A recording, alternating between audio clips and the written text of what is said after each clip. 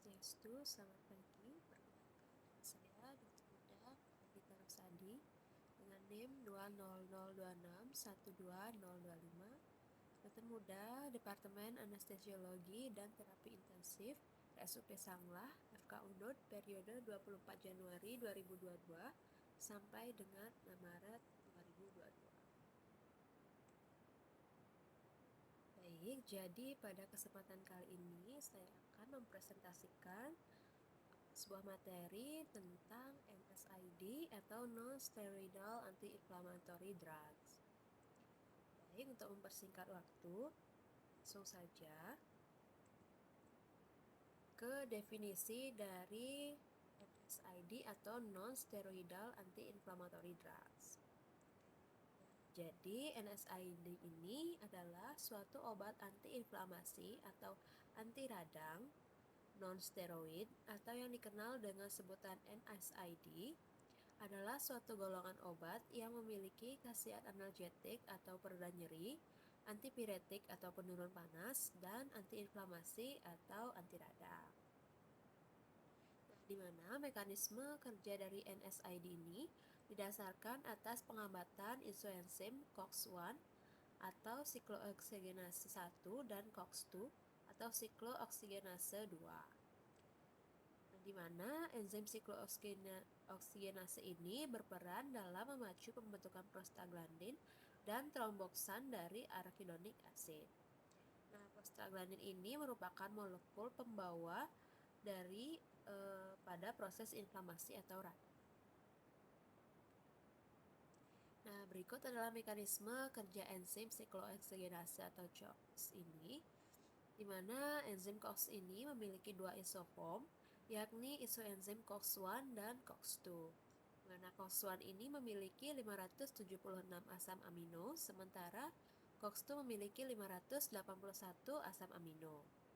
COX-1 memiliki 3 oligosakarida, salah satu oligosakaridanya berperan dalam pelipatan protein. Nah, untuk COX-2 ini memiliki 4 oligosakarida, di mana suatu oligosakarida berperan dalam pelipatan protein dan oligosakarida keempat berperan dalam degradasi protein ini.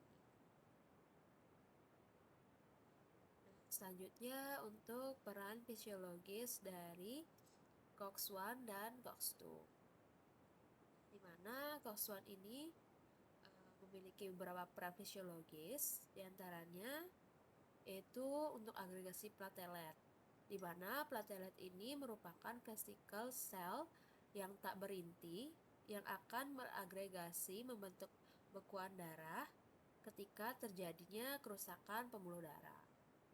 Kemudian yang kedua yaitu dalam proses persalinan. Nah, ada suatu percobaan yang menunjukkan bahwa hewan yang kekurangan COX-1, PGF2-alpha tidak memproduksi atau tidak terproduksi sehingga persalinan menjadi terhambat.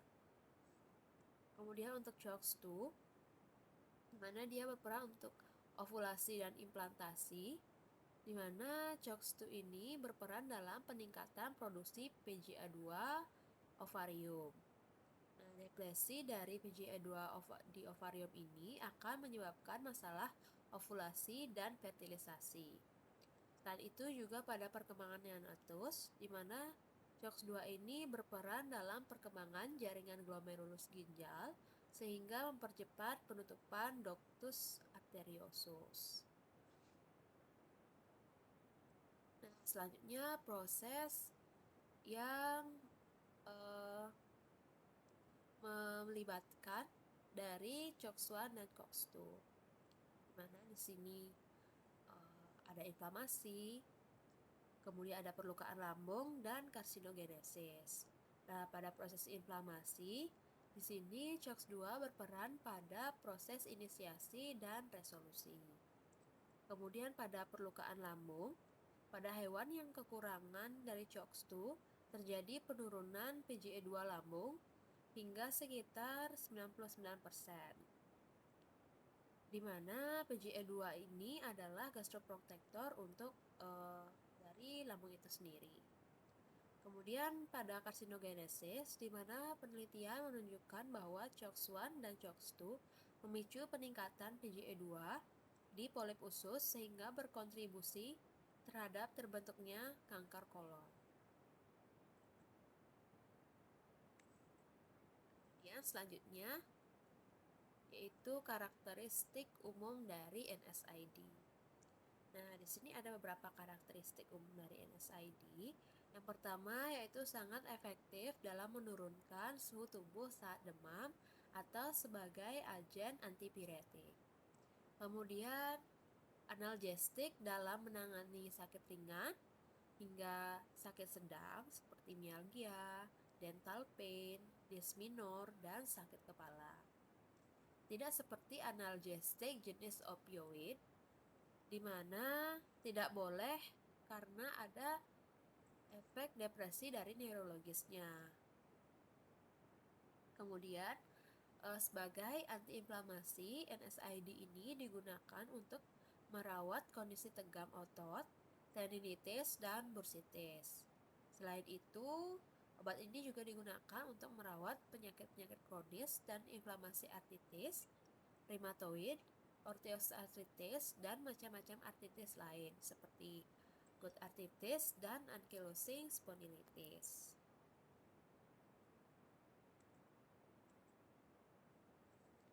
Nah, adapun indikasi dan kontraindikasi dari penggunaan NSAID ini secara umum.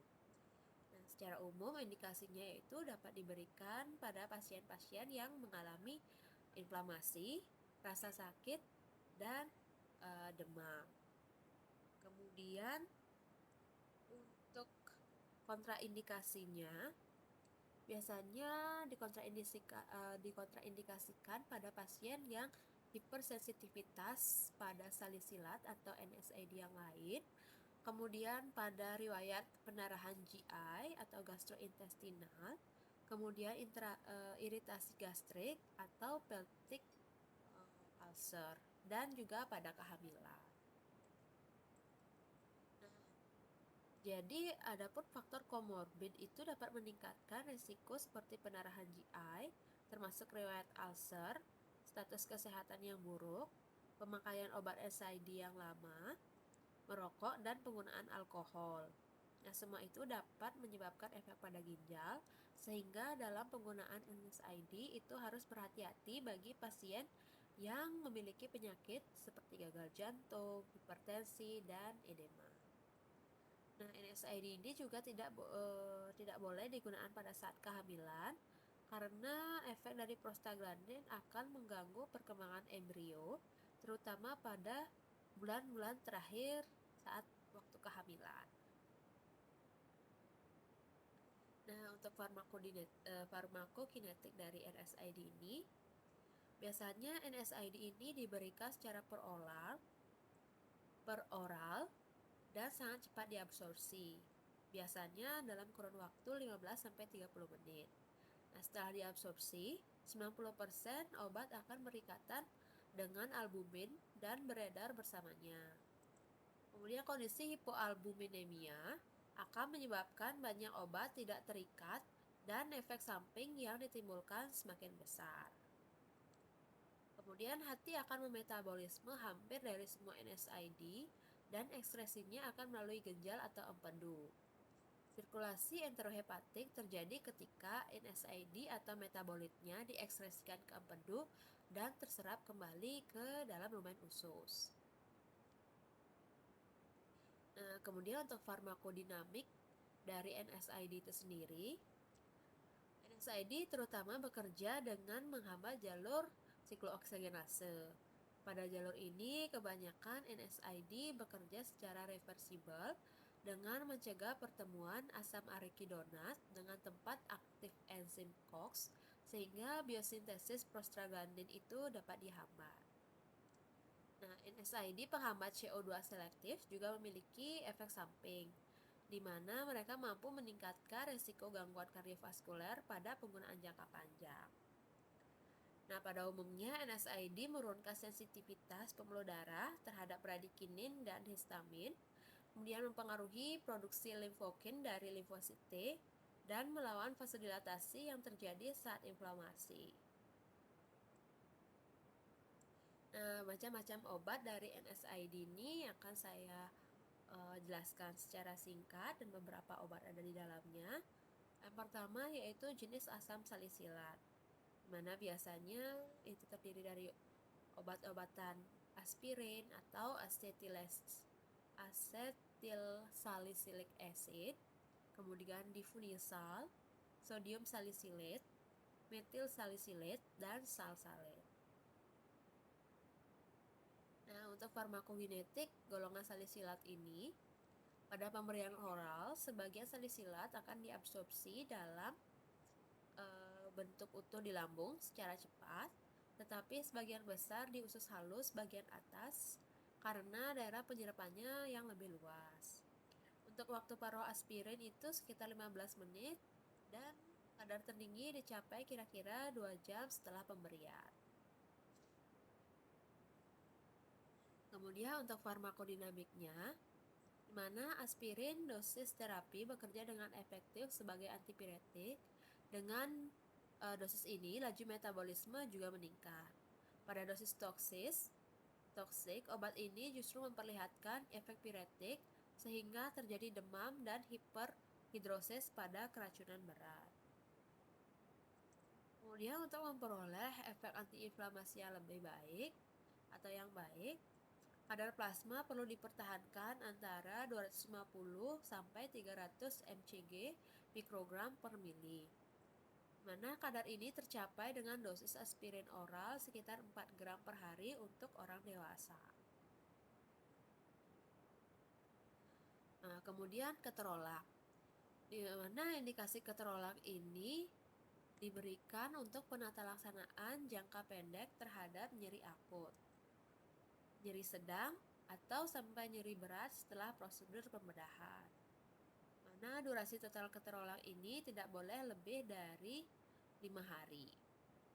Kemudian untuk kontraindikasinya itu sendiri, yaitu pada pasien yang sebelumnya pernah mengalami alergi dengan obat ini, karena ada kemungkinan sensitivitas silang. Kemudian pasien yang menunjukkan manifestasi alergi serius akibat pemberian asetosal atau obat antiinflamasi non-steroid lain. Kemudian pasien yang menderita ulkus peptikum aktif. Nah, kemudian untuk farmakokinetik, di mana keterolak trometamin ini diserap dengan cepat dan lengkap setelah pemberian IM atau intramuskular dengan konsentrasi puncak rata-rata dalam plasma sebesar 2,2 mikrogram per mili setelah 50 menit pemberian dosis tunggal 30 mg. Nah, farmakokinetik keterolak pada manusia itu setelah pemberian secara intramuskular dosis tunggal atau multiple adalah linear, mana kadar steady state plasma dicapai setelah diberikan dosis setiap 6 jam dalam sehari. Pada dosis jangka panjang tidak dijumpai perubahan dari bersihan keterolak dalam tubuh.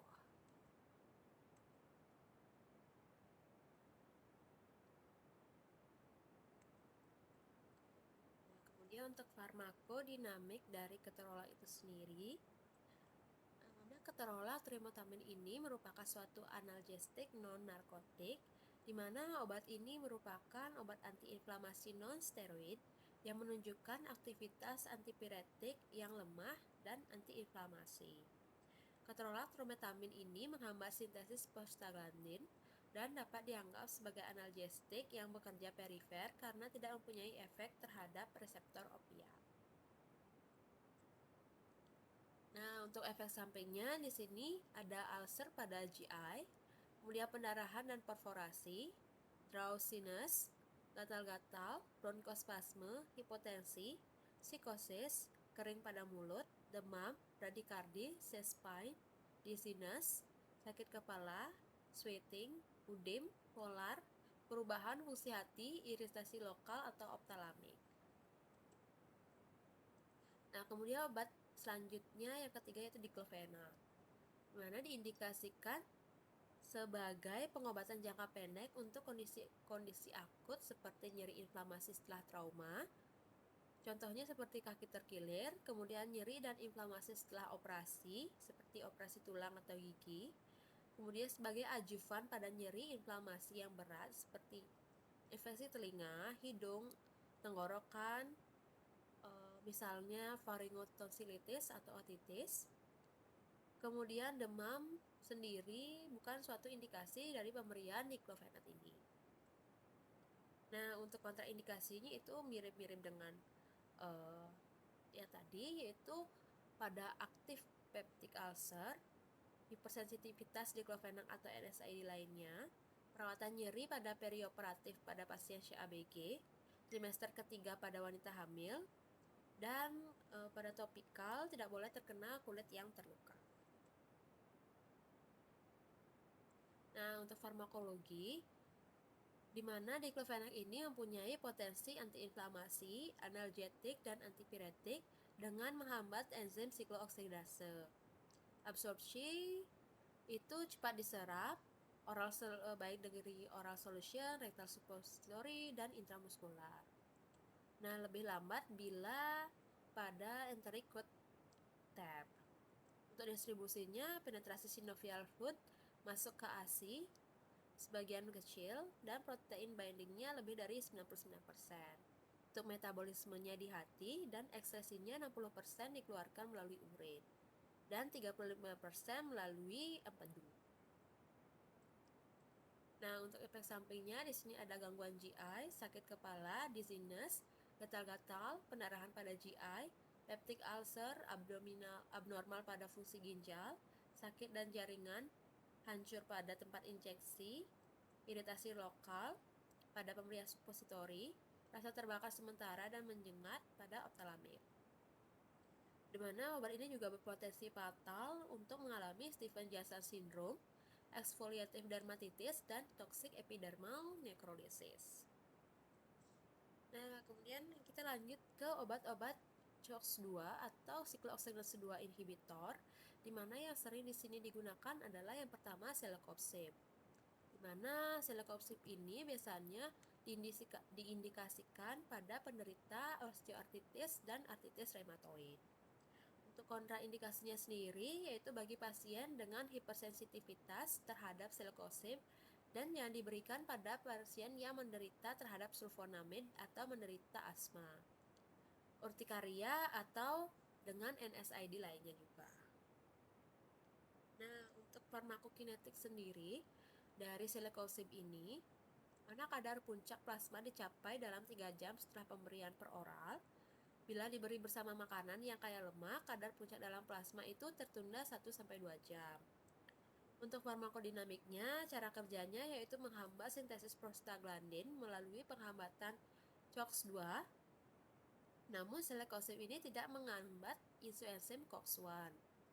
Celecoxib ini merupakan NSAID yang memperlihatkan efek antiinflamasi, analgesik, dan antipiretik.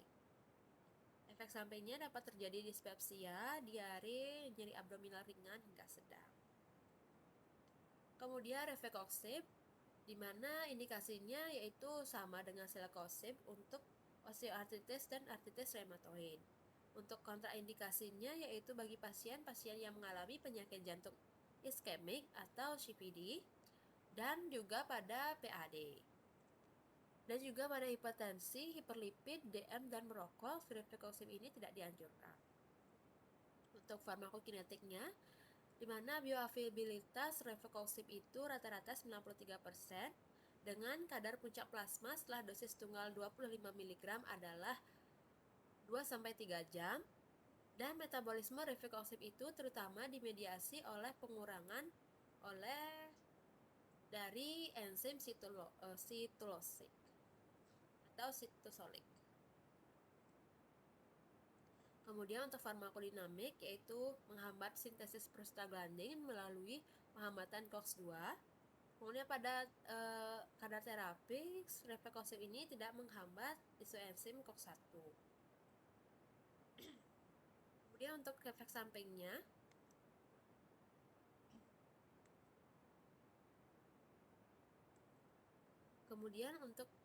efek sampingnya itu sendiri dapat meningkatkan resiko kardiovaskuler, kardiotoksisitas, di mana disebabkan karena supresi prostasiklin yang berakibat pada inefisiensi vasodilatasi dan declumping. Refleks kopsin juga mengakibatkan premenstrual acne vulgaris. Nah, selanjutnya adalah acetaminophen. Untuk farmakokinetiknya, acetaminophen ini diabsorpsi paling baik di usus halus setelah administrasi oral. Obat ini didistribusikan di cairan tubuh dan jaringan dan secara bebas melewati plasenta. Waktu paruhnya kurang lebih 2-4 jam. Untuk farmakodinamik, mekanisme aksi obat ini adalah stem dari inhibisi dari sintesis prostaglandin, walaupun terdapat perbedaan dengan spektrum enzim COX yang diinhibisi. Acetaminophen ini lebih aktif dibandingkan aspirin sebagai inhibitor CNS COX, termasuk COX-3, enzim karakter baru, dan kurang aktif di perifer. Untuk indikasinya sendiri yaitu pada nyeri ringan hingga sedang karena sakit kepala, sakit otot, menstruasi, flu, dan radang tenggorokan. Dapat juga diberikan pada sakit punggung, reaksi suntuk, dan untuk meredakan demam. Kemudian untuk kontraindikasinya, acetaminophen ini tidak dapat digunakan pada pasien yang memiliki hipersensitivitas terhadap acetaminophen.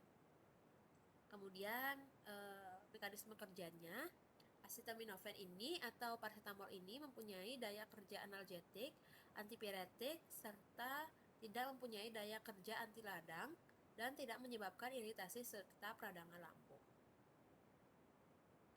Efek sampingnya dapat terjadi reaksi alergi terhadap derivat para aminofenol. Itu jarang terjadi.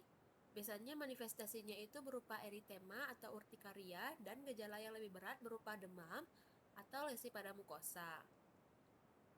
Nah, fenacetin itu dapat menyebabkan anemia hemolitik terutama pada pemakaian secara kronik.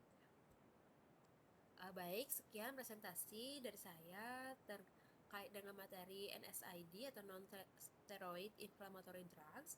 Apabila ada kesalahan atau kurang kata yang kurang berkenan, saya mohon maaf. Terima kasih atas waktu dan kesempatan yang telah diberikan. Dan akhir kata saya ucapkan selamat siang, Om Santi Santi. Terima kasih.